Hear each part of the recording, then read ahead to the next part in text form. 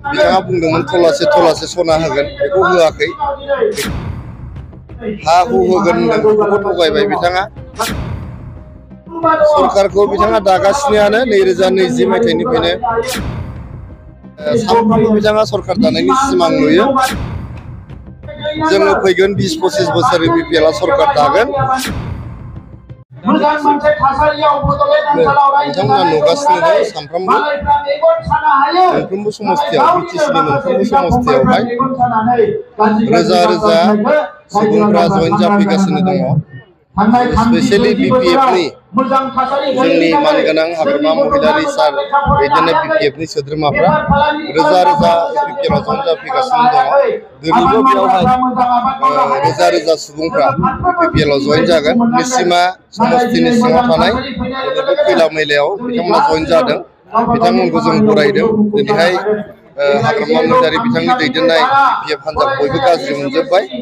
आं दाखालिबो बुंदों, बिथाङा गोबां गाव सरकार थानाय समाव गोबां थगायदों, रायजोफोरखौ थगायदों। बिथाङा बुंदोंमोन थलासे सना होगोन, बेखौ होआखै। बेखौबो जोबोद गाज्रि मोनबाय। हा हु होगोन होनदों, बेखौबो थगायबाय बिथाङा। गोबां बिथाङा खामानि मावगोन होननानै प्रतिश्रुति होदोंमोन, बिथाङा मावनो हायाखै। बिथांमोना नुदों बे रौमारिनिफ्राय खैला मैलासिम जे लामा जोबोद गाज्रि थासारियाव दङमोन, गारि सालायनो हायामोन, साइकेलबो सालायनो हायामोन। दिनै जोंनि सरकारा बेखौ बानायफिननायनि राहा लामा लादों, बेखौ फुवारनायनि राहा लामा लादों।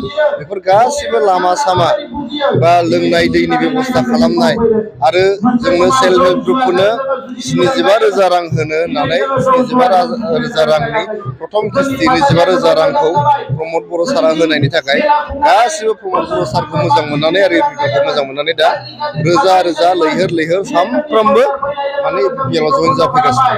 जोंसो टाइम होनो हायाखै। मोनफ्रोमबो समस्तियाव जोंहा इनभाइटेसनफोर दं जयेन जानायनि।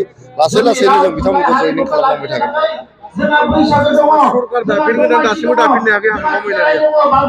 सरकारखौ बिथाङा दागासिनोआनो 2020 मायथाइनिफ्रायनो। दिनै दागोन, गाबोन दागोन, माने सानफ्रोमबो बिथाङा सरकार दानायनि सिमां नुयो। नाथाय बे सानाव नुनाय सिमाङा सिमाङैनो जानानै थायो। आरो बिथाङा बिदिनो सिमां नुलांबाय थाथों। जोङो फैगोन 20-25 बोसोर बिपिएलआ सरकार दागोन, आरो हाग्रामा महिलारिया सिमां नुयैनो बोरायलांगोन। मोनसे खोथा गोसारदों जे नोंथाङा मोनसे सोंलु रायजो राजानि गोसोआव रायजो राजाफ्रा बयबो मिथिगौ, नोंथांमोननि मिडियायाबो मिथिगौ जे 10 तारिख डिसेम्बराव 3rd ग्रेडनि जोंहा फरिखा जागोन। क'क्राझाराव गोबां कलेजफ्राव बड'लेण्ड इउनिभारसिटिखौ सामलायनो होनाय जादों, आरो बेखौ गोबां सेन्टारावहाय 3rd ग्रेडनि जोङो साकरिनि इन्टारभिउ जोंहा जागोन। जोङो साकरि होनायखौ दिनैनि 4,500निबो बांसिन साकरि होबाय। साकरि होनानै जों खाम सिफुं दामनानै जोङो एपइन्टमेन्ट होआखै। जोंहा खाम सिफुं दामनानै, दल खावां दामनानै साकरि होनांगौ गैया। जोंहा जिहेथु बे साकरि होनायनिफ्राय थाइसेबो लानांगौ गैया, आथाना 5 फैसाबो लानांगौ गैया। हाग्रामा महिलारिनि सारनि दिनाव बिपिएफनि सरकारनि समाव लाख लाख रां लानानै साकरि होदों, आरो बिथांमोना दल खावां दामनानै साकरि होदों। खिन्थु जोङो दिनै रोजा रोजा साकरि होनायनि उनावबो जों दल खावां दामाखै, खाम सिफुं दामाखै, आरो जों आथाना 5 फैसानि लेनदेनबो खालामाखै। बिनि थाखायनो दिनै अपोजिसन पार्टिफ्रा बेखौ माखासे बानसावनो नाजादों। खिन्थु रायजो राजाफ्रा मिथिगौ जे जोंनि बिपिएल सरकारा साकरिखौ होगासिनो दं होननानै।